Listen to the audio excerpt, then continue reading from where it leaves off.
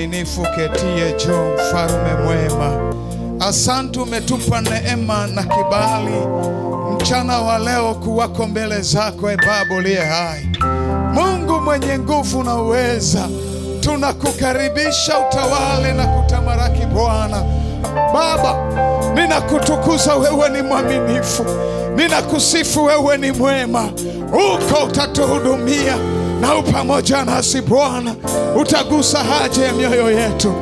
Sifa, heshima na utukufu ni vyako Bwana. Nisikie kelele za shangwe kwa Yesu aliye hai.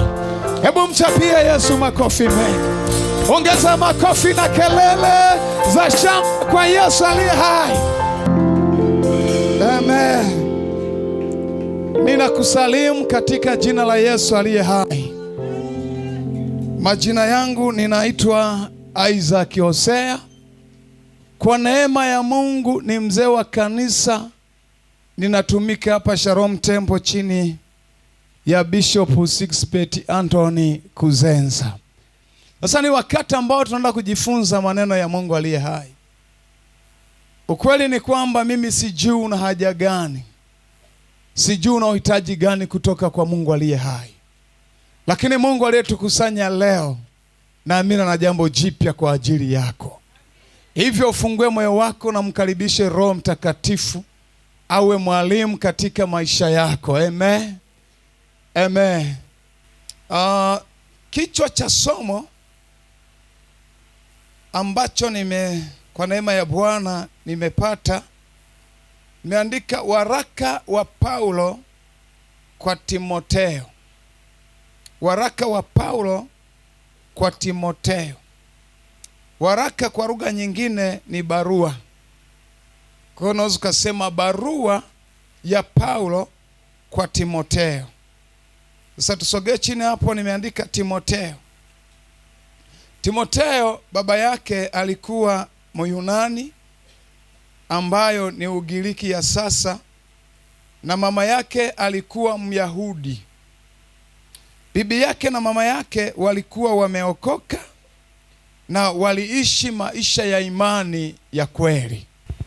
Timotheo, waraka wa pili wa Timotheo 1:5.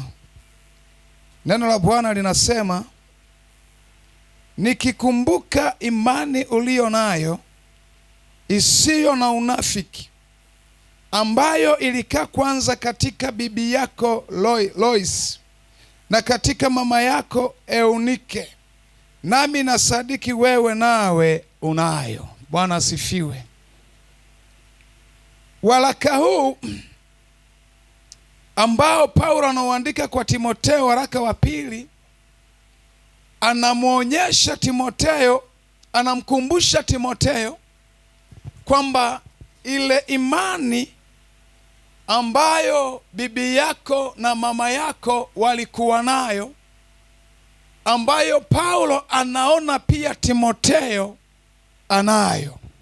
Sasa nataka tuone kwa nini Timotheo alilisishwa imani ambayo bibi yake alikuwa nayo na mama yake alikuwa nayo.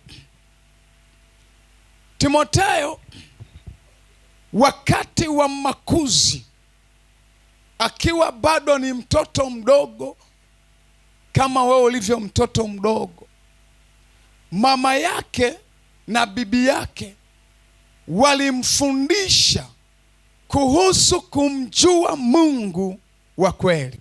Watoto wazuri, mnanielewa vizuri? Vijana, mnanielewa vizuri?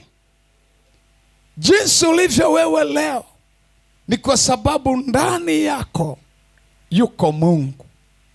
Hiyo pumzi unayotumia ni kwa sababu Mungu yuko ndani yako. Kwa ni muhimu ujue ya kwamba Mungu ni wa kweli na ndiye anastahili kuabudiwa. Bwana asifiwe.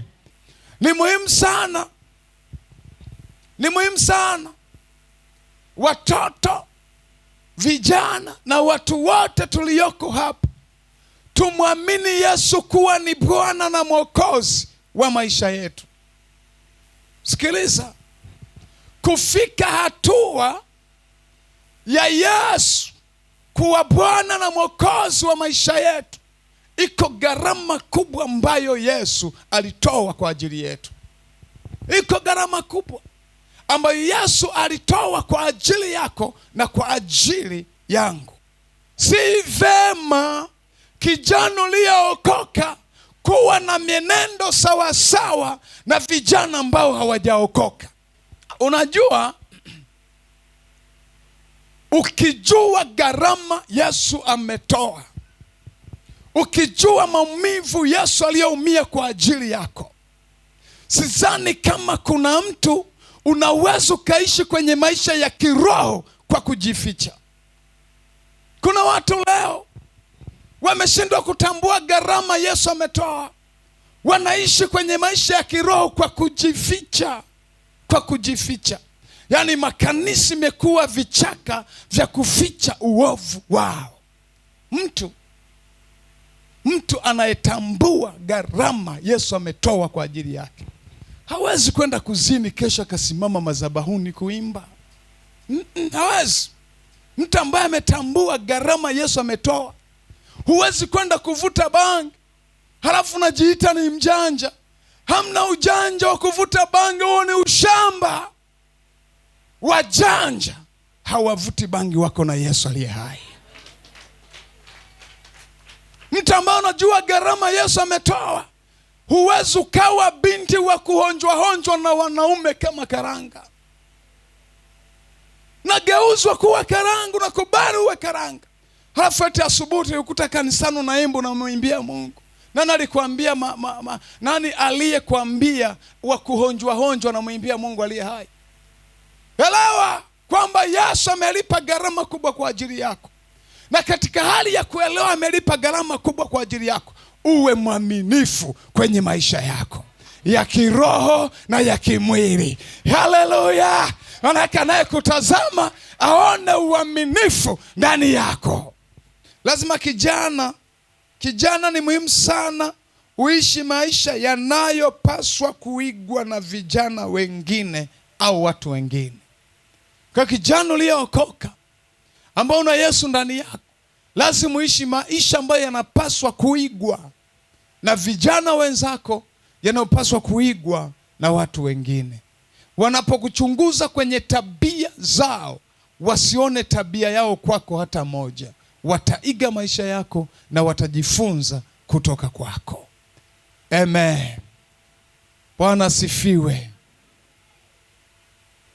Niombe tusimame. Sini wewe Yesu wa kuabudiwa, wa kuheshimiwa, wastahili Yesu. Sini wewe Yesu wa kuabudiwa, wa kuheshimiwa, wastahili Yesu. Sini wewe Yesu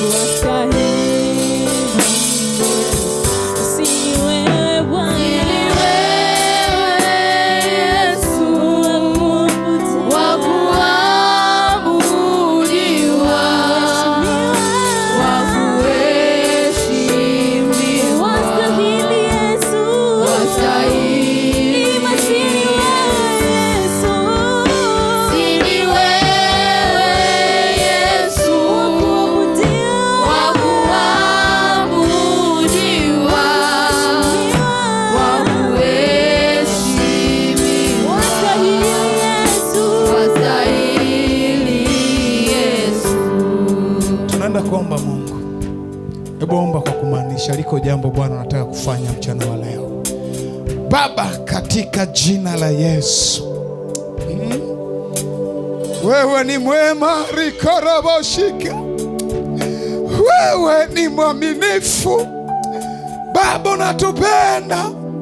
Watoto wako wadogo na wapenda.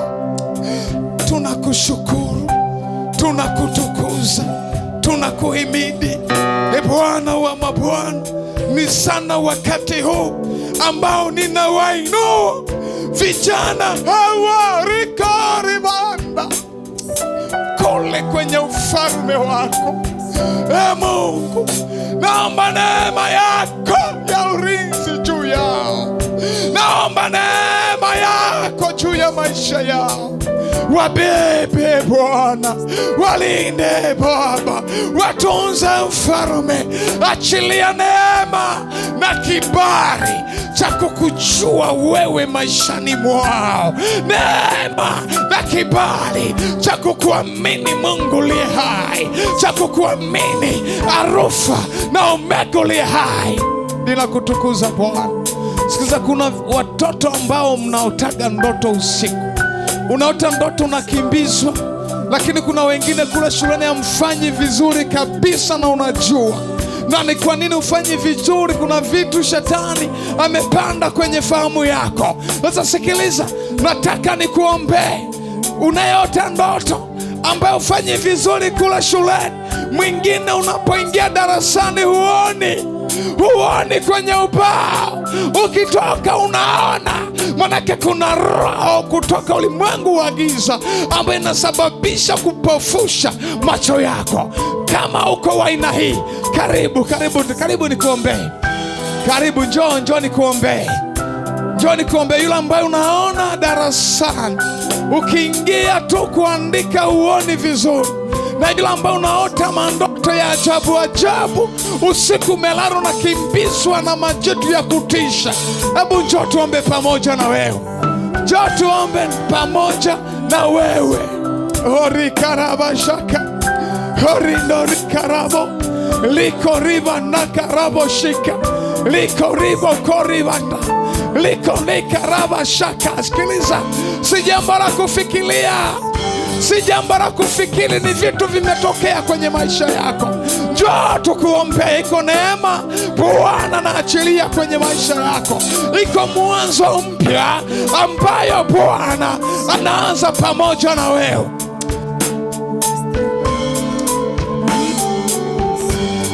Oh, haleluya. Oh, haleluya. Unastahili Bwana. Wewe ni mwema mfalme. Wewe ni mwaminifu, Alfa na Omega. Nani kama wewe Bwana? Hayuko wa kufanana nawe, hayuko wa kulingana nawe. Watumishi wa Mungu, karibuni tuwazunguke, tuwaombee hao watumishi wa Mungu, tuwaombee hao watumishi wa Mungu. Wewe Bwana wa mabwana, nani kama wewe mfalme? Hakuna wa kufananishwa nao wala wa kulinganishwa nao. Wewe ni utosherefu, wewe ni msaada wetu. Funikeni macho, tunawaombea. Funika macho. Baba, katika jina la Yesu, weka mikono juu yao. Baba, katika jina la Yesu, Baba, katika jina la Yesu, ninamuinua kila mtoto na kila kijana kwa jina lake, na mkabidhi mikononi mwako. Mungu, ketie juu ya yote. Naomba neema yako ya ulinzi juu ya mtoto huyu katika jina la Yesu, katika jina la Yesu. Wa upafu darasani, toka ndani yake, toka ndani yake, toka ndani yake kwa jina la Yesu, kwa jina la Yesu. Wewe roho unaleta jozi mbaya usiku, ninakukemea, toweka ndani yake kwa Yesu aliye hai, kwa jina la Yesu aliye hai, kwa jina la Yesu aliye hai. Bwana, utukufu na heshima vina wewe mfalme. Tunakutukuza, tunakusifu kwa wema wako na uaminifu wako. Bwana, uinuliwe, ushukuriwe, Alfa na Omega. Amen.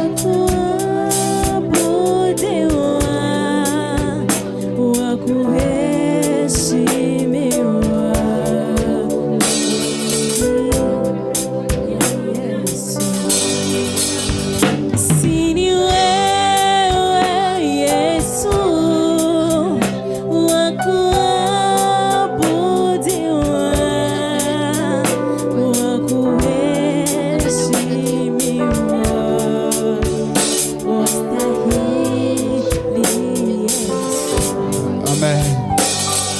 ukarudi, mwamini Mungu, hiyo hali imeisha.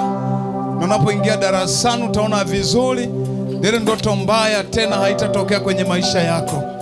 Kama umesikia baraka mchana wa leo, nisikie makofi kwa Yesu aliye hai. Nisikie kelele za shangwe kwa Mwokozi wetu Yesu aliye hai. Mungu wa mbinguni awabariki, na ninawaombea neema ya Bwana iwe juu ya kila mmoja katika jina la Yesu aliye hai. Amen.